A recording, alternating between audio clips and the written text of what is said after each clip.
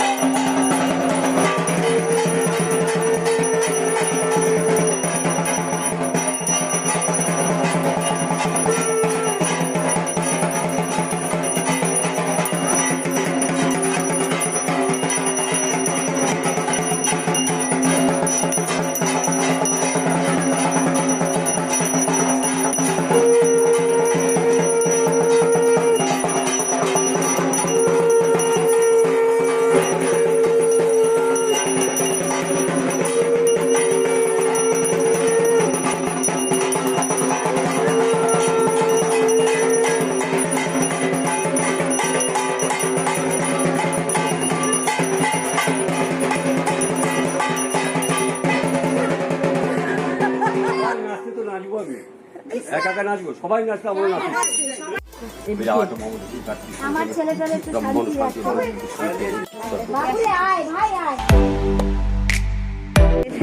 আমাদের গণপতি বাপ্পার বিসর্জন হয়ে গেছে। দর্পণে দেখছে গোপু মুখ। এক এক করে সবাই দেখবে, হ্যাঁ সবাই দেখবে এক এক করে।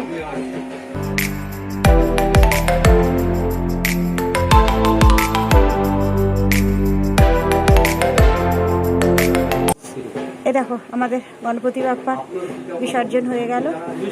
দর্পণে দেখছি মুখ, আমি দেখছি, আমার সাথে সাথে আমার বন্ধুদেরও দেখাচ্ছি। গণপতি বাপ্পা মঙ্গল মূর্তি। আমাদের গণপতি বাপ্পার বিসর্জন হয়ে গেল, দর্পণে সবার মুখ দেখা হয়ে গেল। এবেলাটার মতো বিসর্জন তো হয়ে গেল। আমাদের পুরোহিত মশাই ওখানে বসে আছে। সন্ধ্যেবেলা সবাই মিলে বাবাকে নিয়ে যাওয়া হবে। আমার বাপের বাড়িতে পুকুর আছে, আমাদের ফল কাটা হচ্ছে। আমাদের সামনাসামনি বাড়িগুলো থেকে প্রসাদ দেওয়া হবে, সেখানে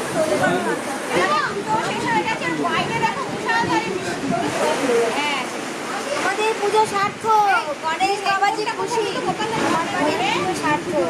কোনো কাজের শেষে বৃষ্টি হওয়া ভালো। ম্যাডাম, আপনি কিছু বলবেন? না, আমার পুজো হয়ে গেছে। আপনি প্লিজ। আর গতকাল এত ভালো ওয়েদার আমরা পেয়েছি না, এতটুকু তো বৃষ্টি হয়ইনি, উল্টে খটখটে রোদ ছিল কালকে। আর আজকে দেখো না, এদিকে আমাদের পুজোও কমপ্লিট আর বাইরে নেমে গেছে মুষলধারে বৃষ্টি। যাই হোক, এবছরের মতো আমাদের দধিকর্মাও হয়ে গেল, আমাদের গণপতি বাপ্পার বিসর্জন হয়ে গেল। এখন একটি প্রসাদ রেডি করছি, আমার আশেপাশে সবাইকে একটু প্রসাদ দেবো, আবার তো 1 বছর বাদে। যাই হোক, অলরেডি জানো তো আমার গলা ভেঙে গেছে, কথা সেভাবে বলতে পারছি না। আমাদের এখানে মোটামুটি গলা ভেঙেও গেছে অনেক। আসলে পুজোর সময় যখন ঢাক বাজে না, তখন তো একটু জোরে জোরে কথা বলতে হয়, সেই কারণে আমার গলার অবস্থা 12টা বেজে গেছে, বেশি জোরে কথা বলতে পারছি না। আমাদের বৌমনি এখন প্রসাদের প্রিপারেশন তৈরি করছে। এই দধিকর্মা হলো, মাখা হচ্ছে, এখন সব বাড়ি বাড়ি যাবে। আমরা সবাই টায়ার্ড, কথা যে বলবো সে কথাটাও বেরোচ্ছে না।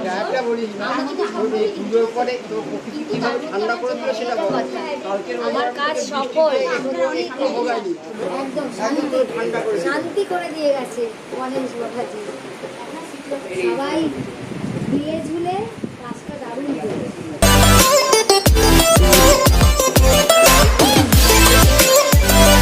আর এখন ঘড়িতে বাজে কটা বাজে দিদি? 8টা। আর এখন ঘড়িতে বাজে 7:30। তৈরি হয়ে নিয়েছি আমাদের গণপতি। 7:30? কটা? একজন বলে 7:30।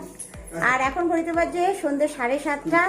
তৈরি হয়ে নিয়েছি সবাই মিলে, আমাদের গণপতি বাপ্পার বিসর্জন হবে। আমাদের গণপতি বাপ্পা বিসর্জন দিতে, সেটাই আমাদের কারোর মন চাইছে না, জানো তো, এত মন খারাপ। কালকে এত সুন্দর আমাদের একটা অনুষ্ঠান হয়েছে, আজকে পরের দিনটা মানে অনুষ্ঠানটা এত ভালো কেটেছে, মন একদিকে যেরকম ভালো, আবার আরেকদিকে মন আমাদের খারাপ। সবাই উপরে চলে এসেছি, বিসর্জনের আগে একটু ঠাকুর বরণ করা হবে, জানো তো, সমস্ত প্লেট সাজানো হয়ে গেছে, বরণ ডালা যেটা সেটা তৈরি করা হয়ে গেছে। তার আগে জানো তো, আমি একটু এসেছি রান্নাঘরে চাল ভিজিয়ে রাখতে, কেন বিসর্জনের পর এসে আর কোনো হেডেক থাকবে না, তারপর ভাত বসিয়ে দিলে ভাত হয়ে যাবে। চলো, সবাই চলে এসেছে, এখন সবার আগে হবে বরণ। আমাদের বরণ ডালাও একেবারে রেডি।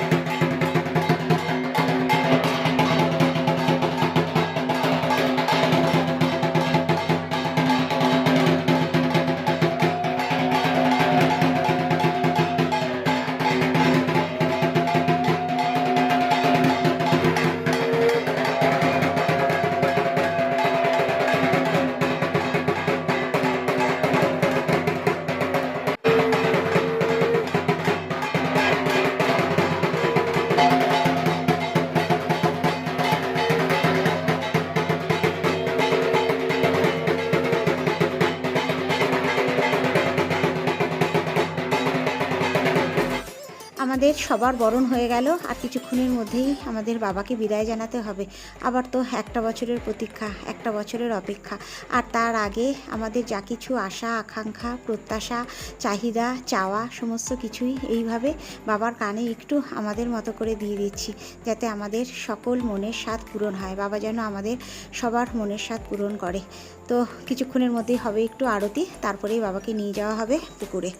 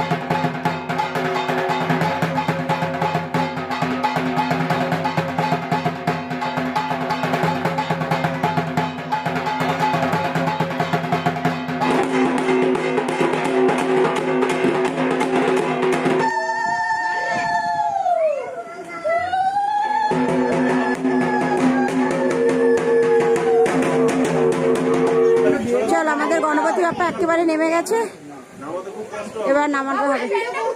ডোডো ধর, ডোডো ধর বাবা, বড় ঢাকি বলছি, বড় ঢাকি। চলো সবাই রেডি, আমরা ঢাকিটাকে এখানে ঘোরায় না, আরে পুকুর পাড়ে ঘোরা হয়।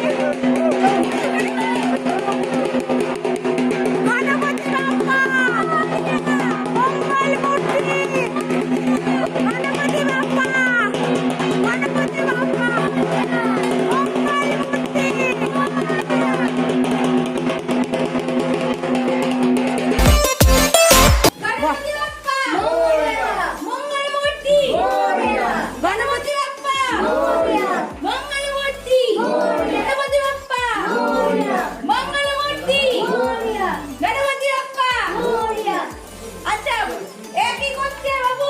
পাঁচ দিকে তাকিয়ে দৌড় করে উড়ি। খুব সাবধান প্রসেনজিৎ, সাবধানে আস্তে আস্তে একটা সিঁড়ি যেন মিস না হয়। তাড়াহুড়ো নেই, খুব সাবধান। আমাদের সিঁড়ি দিয়ে নামানোর সময় একটু রিস্ক। এই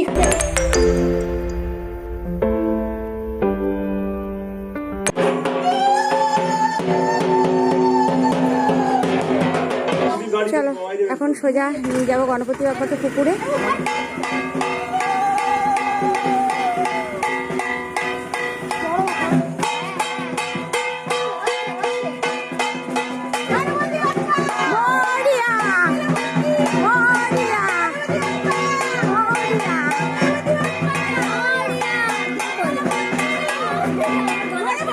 আমার তো বলা রেগে গেছে।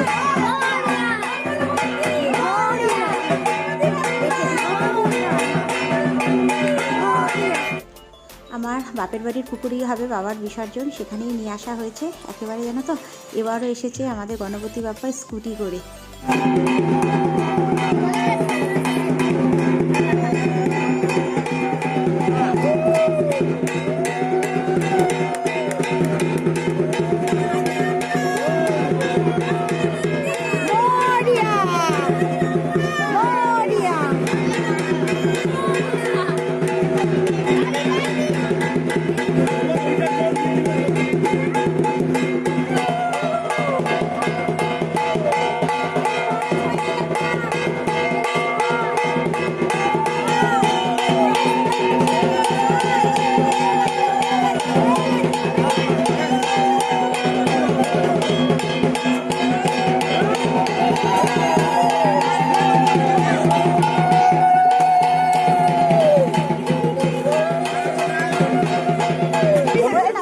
মিষ্টি মুখ করে যাবে। এই সবাই সবাই দাঁড়াও, মিষ্টি মুখ করে তারপর যাবে। কেউ যাবে না না না, ও তো পরে খাবে, ওরা পরে খাবে। চলো আমাদের এখন প্রসাদের পর্ব চলছে।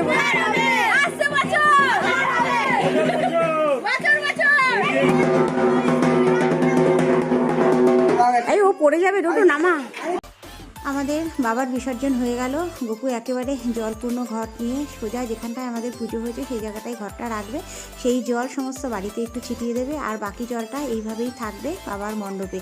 কালকে সকালবেলা এই জলটা একেবারে আমাদের তুলসী মণ্ডপ যেটা আছে সেখানে দিয়ে ঘট রেখে দেবে 1 বছর। তো চলো, মনে একরাশ বিষাদ নিয়ে আসছে বছর আবার হবে এই আশা নিয়ে এই ব্লগটা আজকে এখানেই শেষ করছি। দেখা হচ্ছে তোমাদের সাথে আবার নেক্সট ব্লগে।